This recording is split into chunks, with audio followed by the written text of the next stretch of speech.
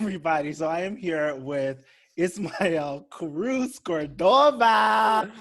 Hello. Again, because I put an accent on it and I'm not getting dragged for that. Hi, Ismael. How are you? This is going to be a I'm good. How are you?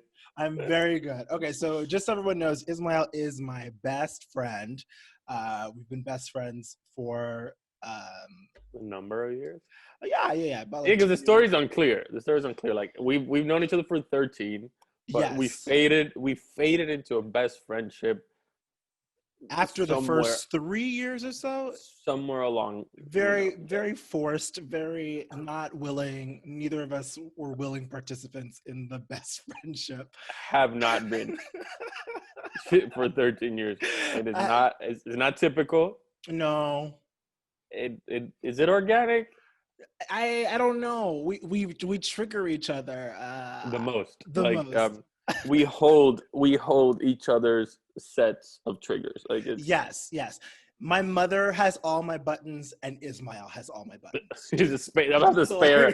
Just the spare. If she loses them, I have the spare. Ismael has them. Uh, And I have yeah. your spare. I have your spare buttons. Absolutely. Yeah, you have plenty of those. Plenty. Okay, so as always, bestie, I'm gonna have you introduce yourself, starting with your pronouns. Hi, my name is Ismael Cruz Cordova, and my pronouns are he, him at this moment in time. Yes, you're gorgeous, Ismael. Thank you. Look at you with your that. So hold that up for me, everybody. So it looks like it's paper, but it is actually absolutely ceramic. Ceramic, because he's bougie. And do you want to tell us who you are and what you do? Or would you like me to do that as like a proud I want to hear what you like, who you think I am and what I do. Oh, okay.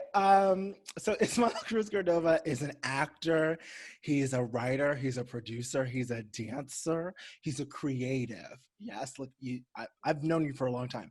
But you might know him from Ray Donovan on Showtime. You might know him from Miss Bala from the movie theaters. You might know him.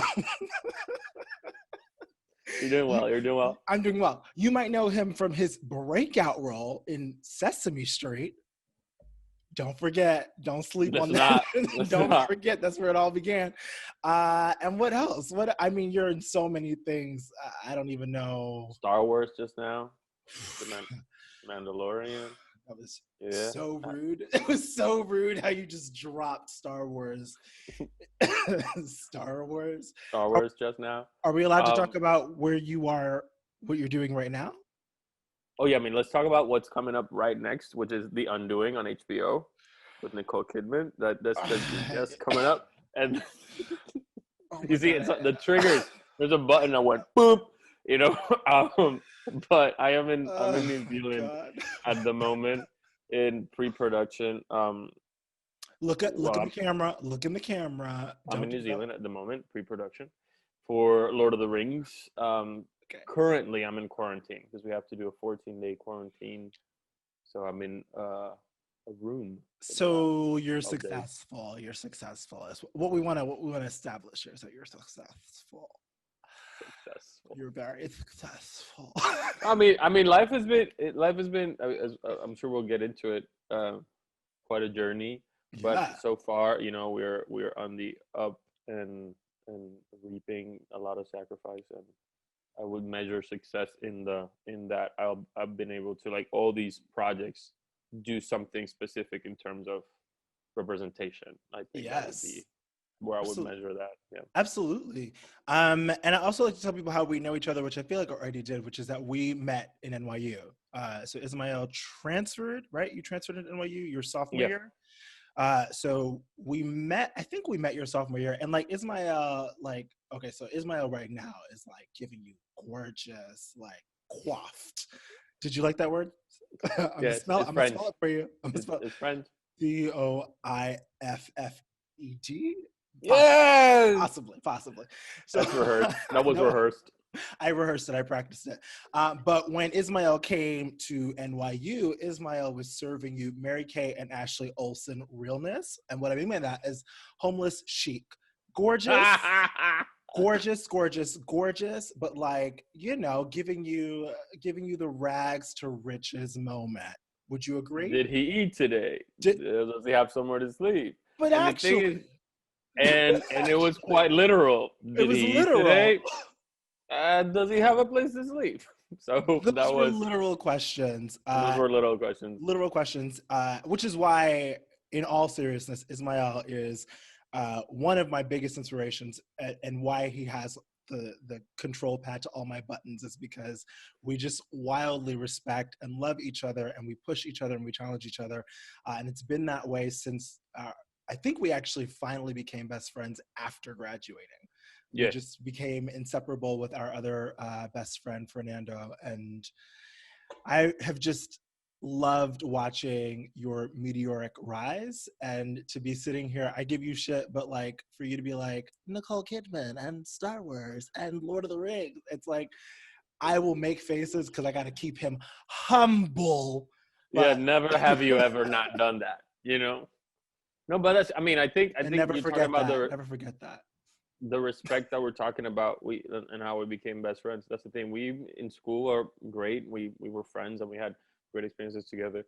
But I think as we went out in the world and we saw how each other existed in the world, what we wanted to do, when we did political subversities together, how we operated in that sense, the things that affected both of us, our work ethics, the things that we wanted to talk about, the resistance that we were getting from different areas of our lives. There was like our shared experiences in the business of trying to navigate around our identities in the because I think we graduated at a point where the movement of like the pre-thing of like wanting to diversify wasn't still like it hadn't happened. It wasn't. It hadn't happened. Like we were still going and getting those casting calls that said white male, Now they're kind of, I don't know if they're legally obligated to say open to all ethnicities. Most of them are like that happened now. Remember that happened, that change happened as we went.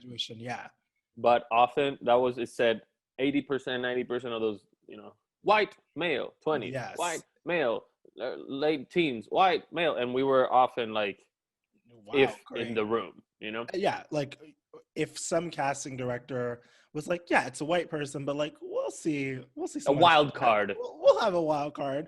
And so you'd walk in. I've had several auditions where you walk in and like everyone's white and you're the one person of color and you're like, okay, here we are. And I always, what I hold on to when that happens, because we were in school around kind of the Grey's Anatomy, which I feel like Grey's Anatomy, when that show first came on, was an example of like, this is an inclusive cast. And the Black people run the hospital. But I will never forget the story, I believe, is Chandra Wilson, who plays Bailey, Miranda Bailey. Apparently that part was written for a white woman, and she came in and did such a phenomenal job that they cast her. And I like always had that in the back of my head that like we would go into these auditions that were for like a white dude, and maybe I could like be the Chandra Wilson and like change somebody's mind. I don't think it's happened. Did it ever happen for you? Did you ever book one of those white dude roles? I think yes, I did. In those opportunities, those wild cards, I think is what started to like open up. Because I did whatchamacallit, The Good Wife. I did The Good Wife. Yes. Remember? Yeah, so that was cast as a that was actually cast, and that was shot for a white guy, like Jimmy Patrick was the name. And I don't know exactly what happened, and then that this actor shot, and then they opened up again. They wanted to recast them, and this casting director brought me in and pushed for me. Like, Mark Sachs, but it's Jimmy Patrick, like written as like this white Irish kid from Chicago, and I ended up getting the role. I remember that. Yeah, that was huge. Yeah, it was, because it was one of those moments. It was one of Yes. those moments in that they were kind of like, oh snap, look at that, let's Yeah. actually change it. But what was fantastic for me too was that they didn't do anything to the role. They didn't try to make my name Yes. urban, or Yes. all of a sudden I was like, either, I mean, which we have a story with me being called Jamal, either Jamal or Juan, Right. something. Right. It stayed Jimmy Patrick. They let me do my thing. I kept they kept the character description, just cast me in it. So that's one of the things that I held on to. I was like, I mean, that's what I wanted to do. I want to disrupt and take away their roles. Yes. Yes. Absolutely. Um, fuck. I just remember when you got that and us being so excited. And then I didn't watch The Good Wife at the time, but then eventually I'm a huge fucking fan of that fucking show. Um, Thanks. Thank you. I was waiting for your fucking thank you. No, Fucking there was a little delay. I was just like, a New Zealand delay. Well, let me. yeah, I was like, You're like, what's happening? Let me ask you the Black folks question of the day. Yeah, and I hope that this will actually lead into. I'll guide it. I'll guide it. Because there's some other stuff that I want to talk to you specifically about identity today, because I really feel like we've been having those conversations off camera, so I'd love to do that here. So my Black folks question of the day, which is a heavy one, which is, and you feel free to go as far or not as you want with this specific question, because it is a loaded one, especially in this time, which is, what was your first interaction with the police? Do you remember your first interaction with the police? first interaction with the police. Trying to think if it was like maybe as a child at the mall or something like that, Yeah. But that wasn't the police. That was just a security A guard. security guard. Yeah. Yeah, it Do you wasn't remember the police the specifically? police proper. Yeah, yeah. My uncles were in a kind of in a heated situation in my neighborhood, with each other, and somebody called the police. And the police was often in our neighborhood, actually, because there was a lot of policing in that area. Yeah. Because supposedly they were selling drugs in the corner, or it was an area that needed to be policed. Yes. Air You know, quotes. You're doing quotes like, yeah, yes. because I mean, as I've grown up, I look back at these places, and some of the places where I felt quite safe. Yeah. The kids, they would like block the streets just so that we could like run and be in our bicycles, and the kids run outside and be chill. Of course, certain things happen, but it's different rules. You know what I Sure. mean? The community kind of took care of itself. Um, yeah, I mean, I say air quotes because I mean, as we'll go into it, again, there's policing, there's harassment, What do you mean and by that? because I mean, we live in a society that has policing, Hmm. that has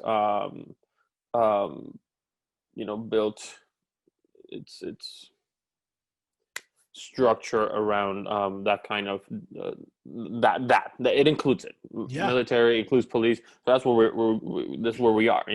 We aspire to be somewhere else. I think a lot of us, but where we are is like it includes policing. But Yes. then for safety, for resources, for as it should be. I'm in New Zealand, and I have a completely different relationship with police. I've traveled the world, and each country has a different relationship with it. Ours is very specific. Yeah. Harassment is like looking for the thing, being there, Ooh. feeling cornered. Hmm. This is a presence that stays there but never incorporates. Mm.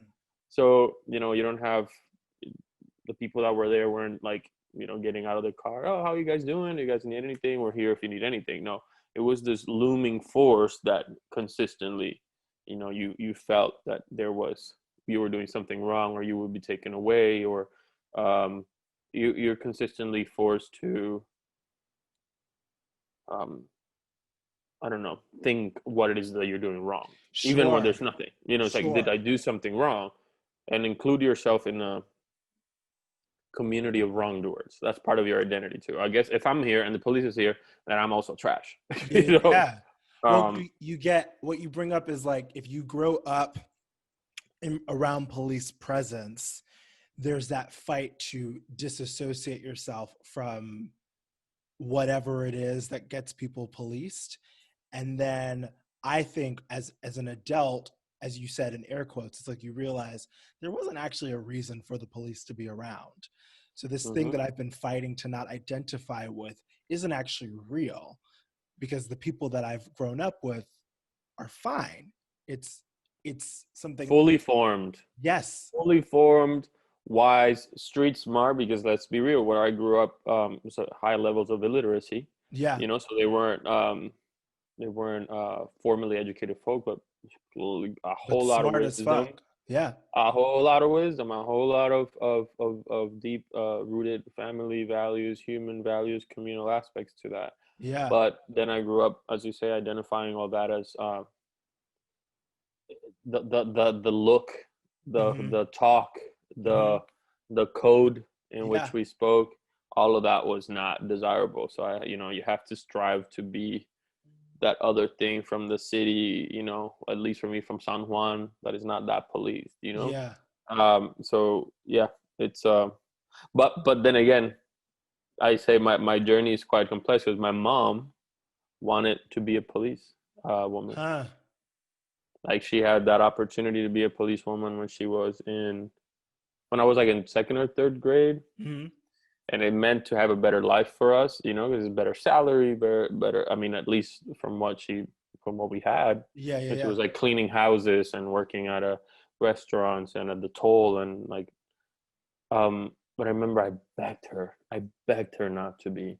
Why didn't you want her to be a police? I mean, no, you tell me why. But this is where it divides. I know that I'm seeing this thing, but to be a police also meant to be in great danger. Yes. So that's the thing. It's like there's this aspect that I understand, but there's the other aspect that it was, quite dangerous to be a police person. Yeah. So I grew up with those two notions, and at that time I sided with one more than the other. I want to be a policeman. I want to be a fireman. I want to be a doctor. Sure. I remember. It's funny. I remember I had a cousin who wanted to be a policeman, and I remember being so judgmental about it. But before that, I remember, this isn't my first interaction. I'll tell you my first interaction. And I also had one this weekend, but I won't tell you. Hey, so much fun. Got pulled over. Great. But my first remembrance of interacting with the police, I think I was like 5 or 6 years old. And they actually took us to the police precinct to visit the police, or like how you visit the firemen, or you learn about different careers. And I don't have a lot of childhood memories, but I remember being terrified to be there. It was like I remember it not being a pleasant experience for me. Not that anyone was doing anything to me, but I think already I had an understanding about the police, and didn't understand my racial relationship to them because I was too young, but I did understand that the people that I grew up with or lived around were not comfortable around them, and that it symbolized danger, not protection, right? Like the whole point of bringing a group of 6-year-olds to the police station is to teach them that like the police protect and they're there to take care of you and they're whatever. But for whatever reason, I already had a different, like I just didn't want to be in the precinct. I remember like crying and like just not wanting to be in trouble. Does that make sense? Yeah. It makes absolute sense. I mean, I'm happy that we're having this conversation. I feel that we're both handling it slowly and carefully because it's layered. I can't just show up and say ba ba ba ba. It's like shoot out of my mouth and say all these things, because there's a socioeconomic aspect, there's a racial aspect, there is like intention. Why some like there's the truth of like how many policemen and women do get into this thinking or wanting and do, become public servants. And there's a many of them, but then there is the swirls and layers of social, I don't know, dynamics, like that puts us in this place of having to talk about it in this situation. And but experientially, we can only talk about what's happened to us. Absolutely. And I think that that's the key here. It's like, it's not, no one's talking about like the individual good cop who like is there to like, who gets, like your mother who wants to get into it to protect and to serve. We're talking about kind of, I think, the collective idea of policing and how it actually is executed in terms of our experience with it. Like there's the idea of protect and serve, which is great if that was the case, but it's not the case for us. I know that it's been the case for my white friends, but it certainly has not. In my few interactions, it's never felt good. I've never felt like, oh, this will go okay. My first interaction was when we were in college, before our best friendship came to be. It was the summer between sophomore and junior year, and I was getting ready to go do the Amsterdam program. And like Megan's family was like sponsoring me to go to this thing, and I was so excited. And that morning, I was like getting ready to go to my day job, which was like being an usher at the Skirball Theater in Manhattan. And so I was up super early, earlier than usual. And I remember hearing this like banging in the basement. And you know how your brain plays tricks on you, where you like kind of rationalize something that isn't rational. Like the way that this banging was, I was like, oh, my mom is hammering, like my mom is putting up art. Is what I rationalized, which is with like, a rock, with a massive rock at 7 a.m. My mother's like, yeah, I'm gonna put up a fucking painting.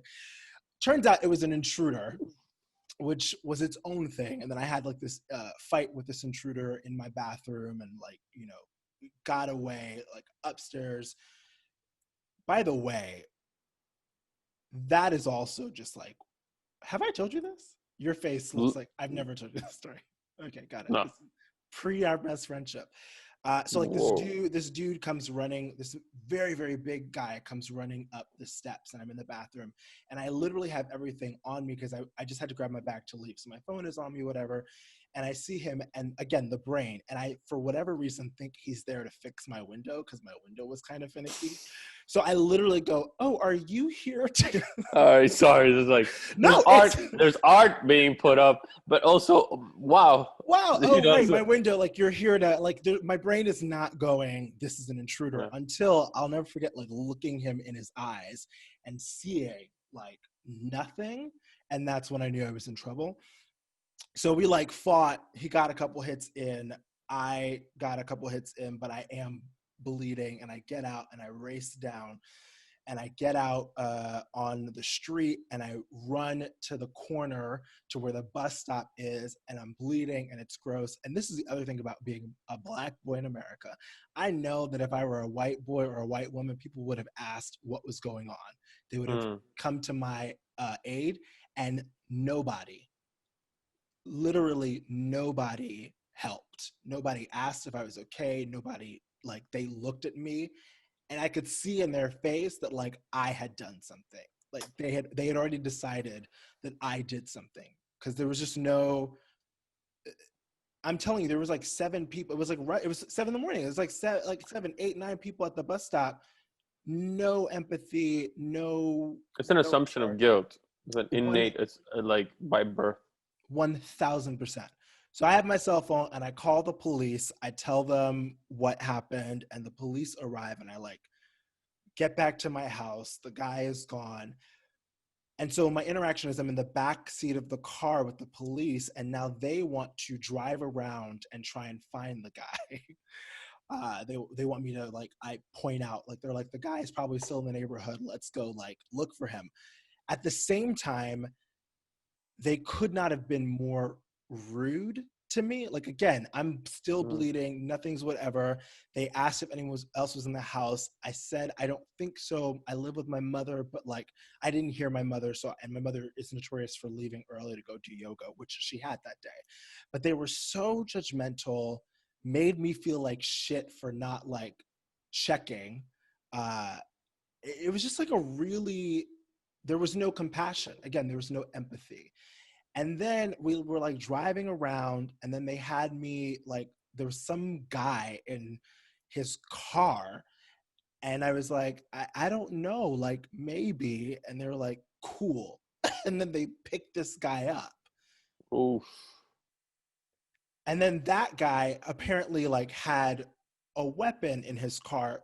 But I don't, now that I'm saying that, I'm like, I don't actually fucking know if that's true. I was told that he had a weapon in his car, but it was also kind of like, I wasn't being taken care of. And then I was being used to go pick up some random guy who to this day, I don't know if that's the person. And I chose not to testify, but it was just like, oh, it wasn't a good situation. There was nothing about that felt safe. And at no point during that day did I feel safe. My house was broken into, I'm with the police, and at no point did I feel safe.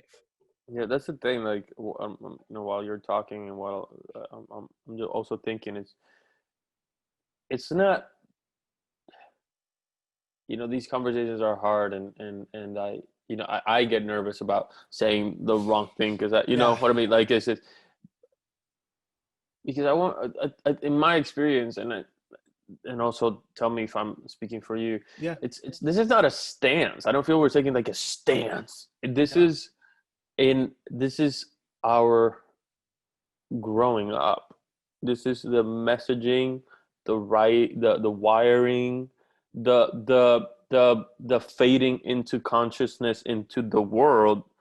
1, 2, 3, 4 years old, and you already, while you're learning how to speak, you're also, I'm sure, people are talking around you at the same time. They had this thing, you saw this thing, they experienced this kind of discrimination, that's not safe, this is safe. So boom, all of a sudden you're a human with consciousness in the world, and that's already there.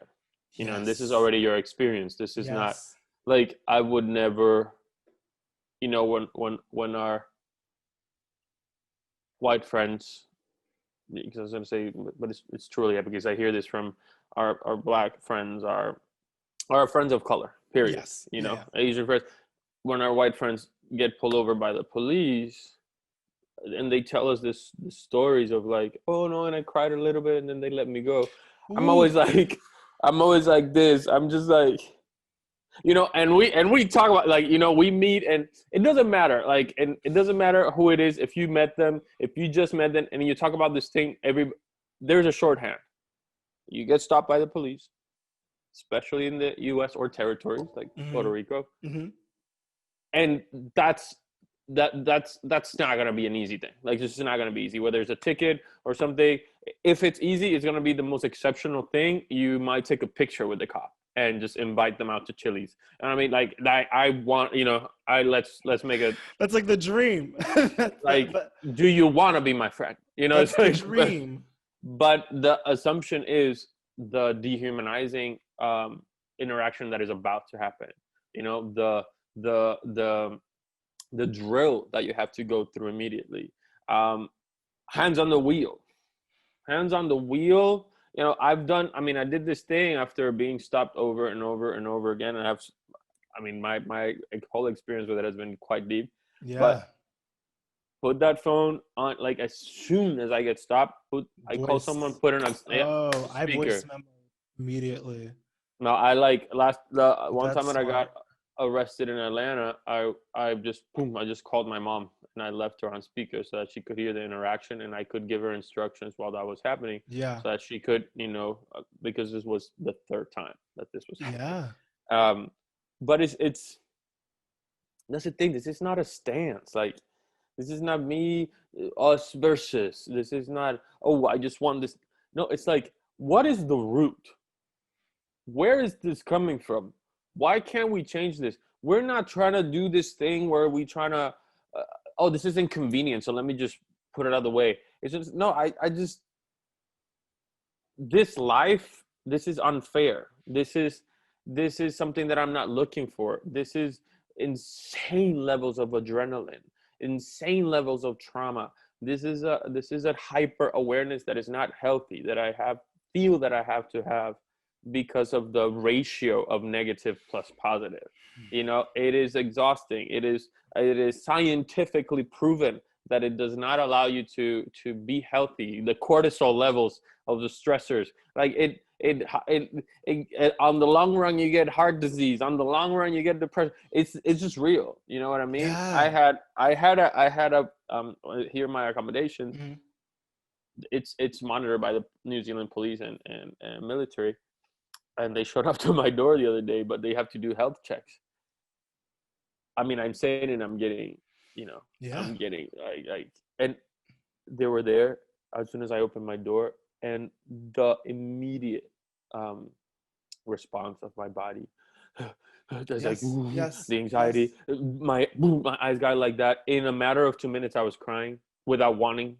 Like my tears were just, when I realized that they weren't there to take me, and my body, boom, let go, I just started bawling in front of these people. It was a routine check.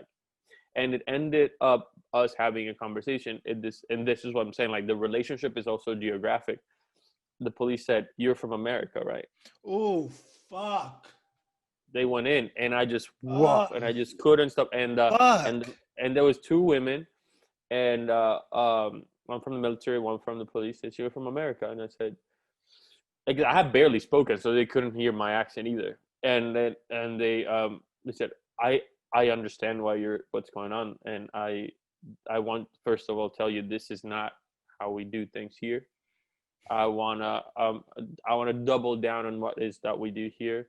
I hope that in your stay here you get to see that our relationship is for this and that and that, and I'm just even more. And I had a heart to heart. I said, you know, this doesn't happen. Like, when you show up at my door, this is not what I expect. You know, I said, the first thing, which is what you were talking about, first thing was, what did I do wrong? I started going into the archives of my head. What wrong action did I do? What did I do wrong? Where I'm like, what we're talking about, I've been and talking about being inspired with each other. I've been keeping a freaking tight schedule because I'm seeing you freaking sore. And I was like, he ain't gonna take my place. I'm kidding. I was like, no, but I'm seeing you sore with this being organized. And I was like, I'm gonna be organized. And I've been tired of doing this and that, keeping law abiding. You know, I've always golden child, always, always, always, and things. But then you always keep being made to feel that you did something wrong, and then the frustration comes from, but I'm doing everything right.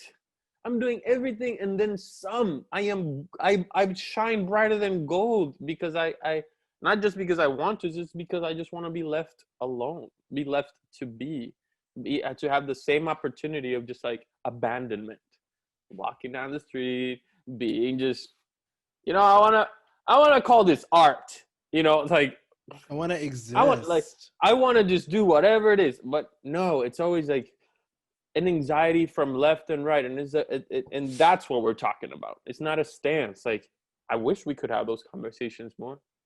I wish, you know, they would come in with a notepad and just talk about these things. I wish there was a way of having these discussions that didn't take a whole national movement, that didn't take a body count, that didn't feel like this illusory polarizing thing, because it's not that. It's always Yeah. trying to be like, you're with us or against us. No, we're just trying to change this thing, so like we're just trying to make it work for all of us, you know. And but we do have, it's the whole dynamic between all lives matter and Black Lives Matter. But we do have to talk about the thing right now, and the thing right now is Black Lives Matter. You know, it's like, this is happening disproportionately over here, so we do have to focus on this thing over here. Yeah. You know, we can't just like, oh no, but not everyone. No, we recognize that those people exist. Thank you. Come on over. Yeah. join Well, us. I think what it's like what you're when people do that, like all lives matter, or just like, you know, what about us scenario, it's like I think you have to, well, you just kind of uh give me 2 seconds. Treading lightly, I think. Well, I want to like explain this in a way that whoever's watching this gets it. Yeah. The policies and the protesting and the anger and the rage is there, rightfully so, but it's coming from so much pain. Like the fact that when you're pulled over, your body literally goes into shock. When we got pulled over, we were in Arrowhead. I was in Arrowhead with my husband for less than 24 hours. We're staying in a friend's home, beautiful, massive home, nice, whatever. Got 1 minute out and was pulled over. And I'm in the car with my white husband, which is giving me some sense of maybe I won't die right now. Mm. But the first thought when I see the lights is, this is it. This is not a drill. Okay, cool. Turn my phone on. Am I going to record? Am I going to voice memo? This is not a drill. Like, we are being pulled over. And then also trying to be like, well, it's daytime, so maybe it won't go left. And then I think Sandra Bland, daytime, went left. Well, I'm with my husband, and he's white, and he's driving, so it'll be fine. We're gay. Okay, so maybe it'll go left. I have my dog. Maybe they'll see us and they'll be like, oh, you're beautiful puppy. You guys are domestic and cool. My dog is a pit mix. People have very whatever. So like all of it is, and this is before he gets to our window, that all of this is happening, that I'm swirling and that my body is having. The interaction is like ultimately fine, although my husband later shared with me that when we got stopped for like the registration is expired or whatever, but the cop couldn't have seen that. He had to circle around us. So obviously saw us come out and then decided to follow us and then pulled us over and then said it was about the registration. And then when that was over, when the interaction was over, we were on our way for a hike. And Matthew was like, well, do you want to go hike or do you want to go home? And I was trying to say, let's go hike, because I didn't want this fucking interaction to steal my day. Like, I'm out of LA for a day and a half to hang out with my husband and my puppy in fucking nature. And I didn't want this interaction to completely ruin my day and a half away. But I couldn't do it. I couldn't do it. So we went home, and then I literally got in bed and stayed there and cried and had this. It's like, as you said, like those cops, you're like, what did I do wrong? It's like, what, like that to me is, it's like, no matter how much I accomplish, no matter how good I am, no matter how kind I am, no matter how much money I donate, no matter how many followers I have, no matter how many my resume looks like, no matter how kind of a person, it didn't matter. Like if I were by myself, and the other thing I noticed was that I couldn't form a sentence. Matthew did all the talking. I was trying to speak and I couldn't speak. How quickly could my inability to speak be turned Become into suspicion? Yeah, that's the thing. It's just so much that you're saying. I mean, it's not. We're talking about an entire system. We're not talking about the police. We're not talking about the policing system. We're talking about a whole social structure. You know, that's the thing. Like people, oh, take it personal. Oh my God, they're going after. No, I'm going after this whole system that in every interaction already has me exhausted, and then on top of that, it also goes into policing. You know, that I go to a casting call. This is what we're talking about, and it already says you are the wrong hue. You are the wrong ethnicity. There's wrong. You are the wrong facial structure. You are the wrong gender You in expression. the wrong part of town. You are the wrong part of that. Yeah, you are. You must be a scholarship kid. You are the, which I was, and I'm fucking proud of that. But not all of But us you know were. that's not what it means, because No, you're that like, means like oh, so you don't actually belong here. no. You Affirmative are action. you are you're welcome. Oh, You cool. know, You're it's here. They made an the exception for wrong. you. Yeah, the wrong. What are you doing here, boy? You know, and the things that they do say that shit. Oh, It's like it's not just the movies. It's like you're the wrong. You're the wrong. You're the wrong. You're the wrong, and that is so damaging. Like that is so incredibly crippling. You well, know, because then you're like, it's like, how do you move through your day, right? It's like to be conditioned to believe that you are wrong, and at any point you could be going through your day and have an interaction, be it with the police, be it with a stranger, that is solely based off of the color of your skin, and them thinking, oh, you shouldn't be here, or you're a threat, or I'm afraid of him, which is like, what the fuck are you actually afraid of? Like, we're the ones who get killed, but y'all are afraid. And so it's now this like routine pullover that, as you said, our white friends go, well, I just like kind of like cried a little bit, or like I laughed a little bit and like it was fine and whatever, becomes, it ruined, like that schedule that we put ourselves on is now ruined, because now I have to process trauma. Now I have to process how my existence doesn't matter. Now I have to society. Now I have to process. Go ahead. if it was no, I'm gonna say if it was only that, because that's Mm. okay. That's cool. Everybody has to process trauma. It's the pre-processing. Mm. Now you have to prepare yourself every day for something like this. That's I think that's where you wake up. What the fuck is gonna happen today? Yeah. Yes. You already have to put your mind up to like, what if this happens? What if that happens? I belong. I am wonderful. I am. You have to affirm yourself Yes. affirm yourself over, accomplish over, to then still go through that other thing. That's the thing. Yes. It's just a full day of that. It's a full day Yes. plus these markers that just remind you, oh, I'm doing everything great. No, you're not. No, you're not. No, you're not. And then you say, what else? And I was going to say, this is accumulative. That's the thing. This is accumulative. You go through one, it doesn't go away. The first one, you're kind of cool. The second one, maybe the second one, the first one you couldn't talk. The second one, maybe you can talk. The third one, you're a little bit more assertive. The fourth one, you're like, all right, what the hell? Until one day they get you and you're like, what? You know? And it was an aggressive one. It wasn't. No, it's just a person who's being harassed. Who's It's a been person who is harassed at the their it's at entire life? Who's been it's at the end of the rope. They don't know what more to do. I don't know what more to do, what more to say.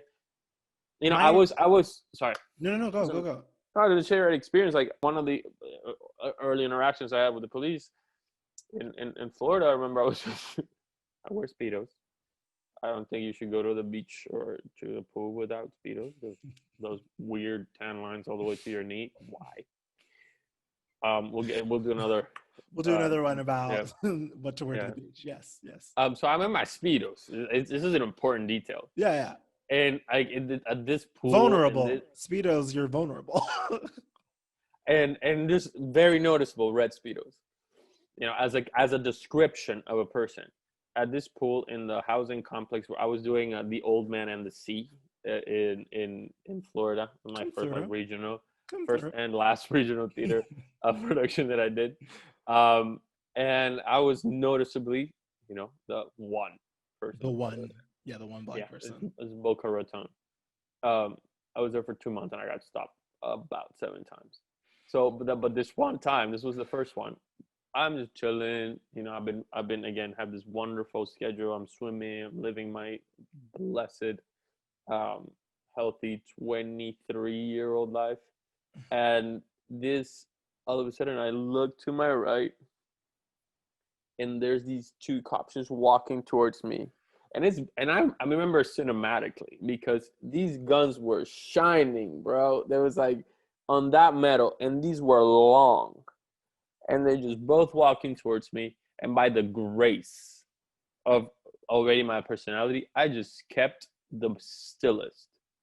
As a thing, I have different reactions than a lot of people do. That's why a lot of military people say you would have been a great soldier. So I just stayed right there. But overriding every impulse as a thinking and feeling human being should just run. There's two guns coming my way. Of course I'm gonna run. Of course I'm gonna want to run. Who doesn't run? But that means what? That would have been the end. 23 of course. At the peak. So I remember the process also being asked to be a superhero, to in the face of danger, to override my entire set of instincts and just stay there. Your black instincts. I'm just right there. Just like I stay right there. I was being stopped, searched, considered a suspect because I fit the description. And the suspect that they're looking for is swimming in Speedos. Got it. I hear the description over the walkie. The only description that I fit was that I was of color in general, because they were like black male wearing short jeans and a white tank top. From there, I am just chilling in my red Speedos. So there's moments like that when this is not about a thing. No. This is about this thing. And then they repeat, and then they repeat, and then they repeat. That's to say, we tired. Exhausted. What you said earlier, where it's like everyone has trauma, but then I think there is a specific black trauma, right? There's like, and the black trauma is like, has nothing to do with the choices that you've made. It's not like, oh, I grew up in this family or I made this choice and so I have to process this. It's like, no, you were born black and the society treats you a certain way. And so every once in a while or every day or every minute of every fucking day, depending on where you are, you're going to have to fucking process that and go to work and put a smile on your face. Yep. And this is something that I guess, we want to talk about, that this is global. There is a global black experience, and this is what you and I have been talking about. This is not just only here. I grew up in Puerto Rico, and the anti-blackness is there, it's alive and it's rampant, and there is the same structure. It has different rules, different regional rules in terms of what is blackness, what is colorism. There is different math in which you're more black, less black, but nonetheless it's the same structure.